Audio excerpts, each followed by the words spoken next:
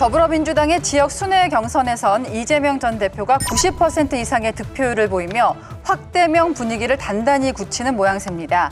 일각에서는 이 전 대표가 지난 전당대회 득표율이었죠. 77.77%를 자체 경신할 거라는 전망도 나오고 있는데요. 민주당 전당대회 분위기, 강적들은 어떻게 보셨습니까? 사실 정성호 의원님께는 좀 죄송한 얘기지만 지금 민주당 전당대회를 보면서 뭐 공산당 같다 이런 비판들 많지만 저는 사실 공산당이 아니라 예전에 그 독일 나치의 뉘른베르크 전당대회 같은 느낌이에요. 그러니까 당대표는 이재명이라는 사람으로 정해져 있고 결정되어 있고 최고위원들은 이재명 대표와 얼마큼 가까운지 또는 이재명 대표를 얼마큼 잘 찬양하는지에 대한 대회로 전락해버린 게 사실 지금의 민주당 전당대회라고 보거든요. 저는 그래서 이재명 대표가 지난번에 받았던 77.7%라는 득표율보다는 더 올라갈 거라고 생각했었어요. 왜냐하면 단순히 이건 이재명 대표의 인기가 올라갔다라고 치부할 일이 아니라 이재명 대표가 당대표로 있는 동안 당원 당규를 개정해서 이른바 효능감을 늘리기 위해서 권리당원들의 투표 비중을 늘려버리는 일이 발생했거든요. 이거는 누가 봐도 이재명 대표에게 유리한 국면으로 당원 당규를 개정한 겁니다. 다시 말하면 축구 선수가 골대로 옮겨가면서 지금 경기 치르고 있다는 소리거든요. 저는 그래서 77.7%보다 더 높은 득표율을 할 거란 예상을 했는데 이재명 대표의 득표보다 저는 더 안쓰러운 지점은 바로 이 최고위원들의 정말 말 그대로 뉘른베르크 전당대회처럼 얼만큼 당대표를 잘 찬양하느냐의 모습으로 전락해버려서 개인적으로는 좀 안타깝다는 생각이 좀 듭니다. 이재명 대표 입장에서도 지금 기호지세라고 그러잖아요. 호랑이 등에 올라탄 상황이에요. 그러니까 지금 명심을 바라보는 것이 아니라 개딸, 극성 당원들이 흐름을 가는 거예요. 예를 들어서 정봉주 지금 최고위원 후보가 1위를 달리고 있는데 엄밀히 얘기하면 정봉주 최고위원 후보는 친명이라고 보기엔 사실 어렵잖아요. 네. 공천에서도 탈락했었는데 이분이 1위를 달리고 이재명 대표가 내심 좀 이렇게 수석 최고위원이 됐으면 하는 그 김민석 의원 또는 민형배 의원은 순위권에도 못 들고 있잖아요. 이런 부분들이 뭐냐면 이제는 이재명 대표도 어찌할 수 없는 강성 당원들의 그 지지, 그 열화 속에 이끌려가는 분위기다. 그러니까 지금 민주당 전당대회는 명심보다는 오히려 강성 당원들, 개딸로 지칭되는 그분들의 어떤 그 열광적인 그 지지 속에 당원들의 정상적인 판단에서 좀 흐름에서 벗어나 있는 게 아닌가 그렇게 판단이 됩니다. 국민의힘 전당대회랑 비교하면 어떠세요? 네거티브가 난무했잖아요. 네. 거기에 비한 평화로운 모습인데 흥행은 별로 안 되는 것 같은데요? 원래 그 싸움이 좀 난타전이 벌어져야 좀 관심이 가는 거 아니겠습니까? 그런 면에서 어쨌든 뭐 진흙탕 선거니 뭐 자폭 전대니 하더라도 네. 여당 전대가 더 관심 있는 건 사실이죠. 그러나 중요한 건 이재명 당대표가 당원들의 압도적 지지를 받아서 당대표가 된다고 했을 때 그 이후에 당을 어떻게 보냐가 중요한 것 같아요. 저는 뭐 당내 그 중진 의원들을 이렇게 만나보면 다양한 의견들이 있습니다. 네. 저는 뭐 당대표 취임하고 나면 그런 다양한 의견들, 향후 여당과의 관계 설정 문제들, 또 민주당이 정책적으로 어떻게 대응해야 되는지 이런 거에 대한 자유로운 의견들이 표출될 것으로 보고 있고 또 당대표 됐을 때 이제 당직 구성이라든가 인사 과정에 있어서도 좀 더 좀 폭넓게 좀 썼으면 좋겠고요. 민생에 있어서 정책에 있어서 유능함을 보여주는 게 민주당이나 이재명 대표가 살 길이라고 생각합니다. 저는 그렇게 하리라고 생각합니다. 저는 그렇게 못할 거라고 보거든요. 왜냐하면 투표 결과를 갖다 이번에 그 선거 결과들 또는 그 득표하는 결과들을 어떻게 그렇게 해석할 수 있는지 저는 지금 이해가 안 가거든요. 명확하지 않습니까? 정봉주 지뢰 밟은 병사들한테 뭐 목발을 해주겠다라는 그랬네요. 예.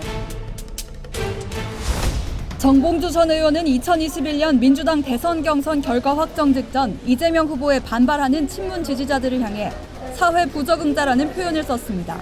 무슨 이재명 불가로냐? 이재명 불가해갖고 그럼 정권 넘겨주자는 얘기냐? 삶은 소대가리 아니라 삶은 멸치대가리 같은. 이른바 조국 사태 당시 당내 자성의 목소리엔 만나면 가만두지 않겠다며 전국 40개 교도소 조폭을 언급했고 열린민주당 최고위원을 지내던 2020년엔 민주당 지도부를 향해 짐승만도 못하다며 언제까지 자신이 의릴 것 같냐고도 했습니다. 정봉주 전 의원은 2017년 인터넷 방송에서 북한의 스키장 활용 방안을 이야기하던 중 비무장지대 DMZ에 매설된 지뢰를 언급했습니다. 저기 DMZ는 멋진 거 있잖아요. DMZ. 발목지뢰. 그러니까 불과 2년 전 북한 목함 지뢰로 우리 장병 2명이 발목과 무릎 아래를 절단해야 했는데도 농담 소재로 삼은 겁니다. DMZ에 들어가고 이 경품을 내는 거야. 발목질에 밟는 사람들한테 목발 하나씩 주는 거야. 그거는 아니 논란이 되자 정 전 의원은 영상을 삭제한 뒤 당사자에게 사과했다고 밝혔습니다. 이런 사람이 어떻게 그 대한민국 국민일 수 있으며 더더군다나 정치를 할 수 있어요. 그렇기 때문에 배제한 건데 이 사람이 강성 지지층들의 콩을 받아가지고 올라왔단 말이죠. 이분이 뭐 친명은 아니다 하더라도 친명보다 더 강하게 좀 투쟁을 얘기를 하고 있단 말이죠. 정제되지 않은 말들을 막 하거든요. 근데 그게 대중들한테는 호응을 받아요. 그쪽 지지층한테는. 그럼 당이 어떤 쪽으로 가게 될 거라는 거 분명히 알 수가 있다라는 겁니다. 국힘이 아무리 막장 전대를 했죠. 뭐 자폭에다 자해 공갈에다 별게 다 나왔잖아요. 그럼에도 불구하고 결과를 보게 되면 60% 정도를 얻은 거예요. 그다음에 다양한 의견들이 있었습니다. 그다음에 최고위원 구성을 딱 보게 되면은 절묘하게 절묘하게 균형을 딱 맞췄거든요. 저는 이런 게 민주주의라고 봐요.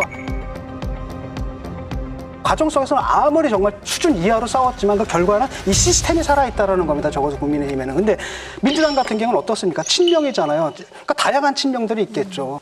취미가 다양한 뭐 골프, 뭐 승마, 뭐 취미가 다양한 친명들이 있겠지만 정치적으로 딱 단일화돼 있고 그것도 모자라가지고 정봉주라는 그들보다 더 강성이 나오니까 우르르 표가 그러니까 이런 상황이라는 거예요. 정봉주 의원 관련해서는 예. 현재까지 지금 굉장히 일부만 지금 선거가 진행됐거든요. 아직 뭐 가장 그 당원 수가 많은 호남 수도권에서 서울 경기가 지금 시작을 안 했습니다. 더 나오는 거 아니에요? 저는 뭐 그렇게 되라고 생각하지 않습니다. 어쨌든 지금 뭐 최근 흐름도 당원들도 민주당의 발전을 위해서는 또 어떤 분들이 최고위원이 되어야 되는가에 대한 고민들이 좀 있다고 보겠고요.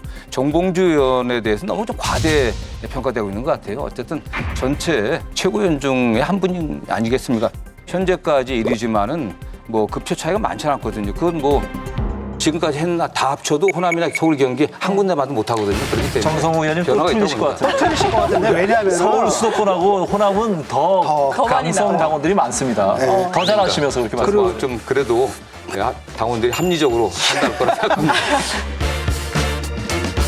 정봉주 의원이 그간 이재명 대표가 당대표로 임기가 있는 동안에 이재명 대표에 대해서 옹호하는 발언들, 이재명 대표와 함께 했었던 정치적 행보들을 보면 절대로 이재명 대표가 먼 사람이라고 생각하지 않을 겁니다.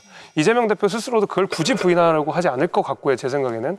그 무엇보다도 당원들의 인식은 정봉주 의원이 뭐 이재명 대표랑 멀기 때문에 지지하고 이런 거 아니거든요.